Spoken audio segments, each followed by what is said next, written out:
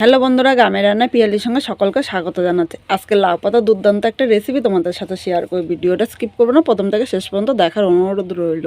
দেখো, এখানে কচি কচি লাউ পাতা নিয়ে এসেছি। লাউ পাতা আজকে বাটা করবো। লাউ পাতা বাটা দিয়ে গরম ভাত খেতে কিন্তু দুর্দান্ত লাগে। তাহলে কীভাবে করলাম চলো দেখে নেওয়া যাক। ভিডিওটা স্কিপ করবো না, প্রথম থেকে শেষ পর্যন্ত দেখার অনুরোধ রইল। এখানে দেখো একদম কচি কচি লাউ পাতাগুলো, এই দেখো একদম কচি কচি লাউ পাতাগুলো আমি পেরে নিয়ে এসেছি। লাউ পাতাগুলো আমি আগে ছোট ছোট করে কেটে নেবো। এখানে কাটার জন্য দেখো আমি এইভাবে কেটে নিচ্ছি, তোমরা ইচ্ছা করলে বটি দিয়েও কেটে নিতে পারো।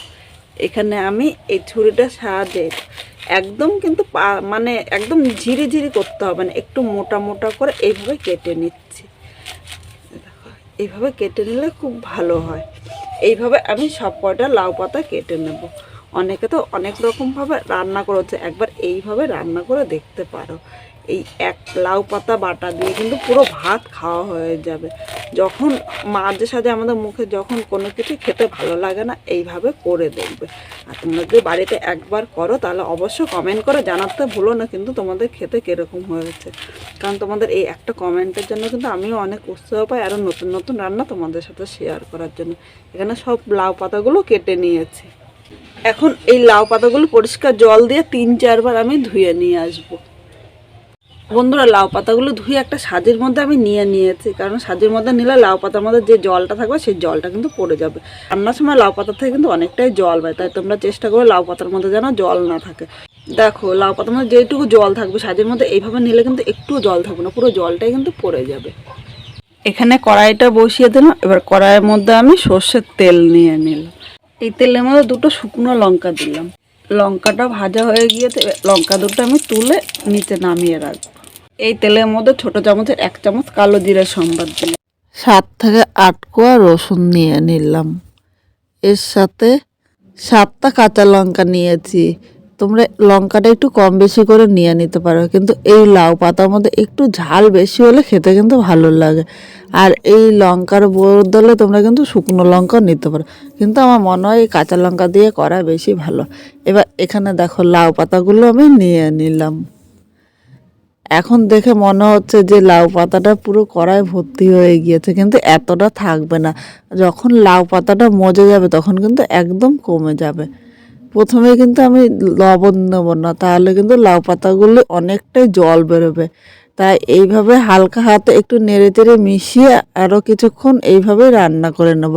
এই সময় মিডিয়াম টু হাই আগুন দিতে হবে, কারণ মিডিয়াম আগুনে বা একদম লো আগুনে রান্না করলে কিন্তু অনেকটা সময় বেশি লাগবে।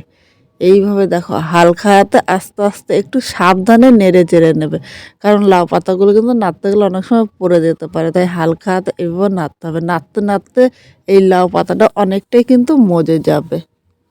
3 মিনিট রান্না করে নিয়েছে, আর এর মধ্যে দেখো লাউ পাতাটা কিন্তু অনেকটাই টেনে নিয়েছে। এবার এখানে আমি স্বাদ অনুযায়ী লবণ নিলাম। তোমরা কিন্তু আগে খেয়াল করেছো আমি লবণ দিইনি। সামান্য হলুদ নিয়ে নিলাম, খুব বেশি হলুদ নেব না, কারণ হলুদ বেশি দিলে কিন্তু পাতার কালারটা চেঞ্জ হয়ে যাবে।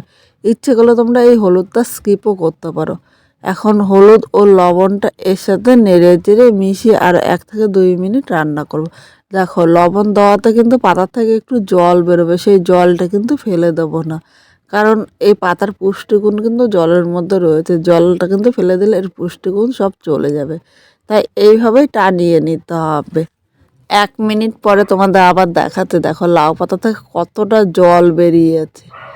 আর এই জল কিন্তু আমি ফেলে দেবো না, কারণ তোমরা ভাবছো যে জল ফেলে দিলে অল্প সময় তোমরা রান্না করতে পারবে, কিন্তু না, এই জলটা ফেলে দিলে লাউ পাতা যত পুষ্টিগুণ আছে সবটাই চলে যাবে।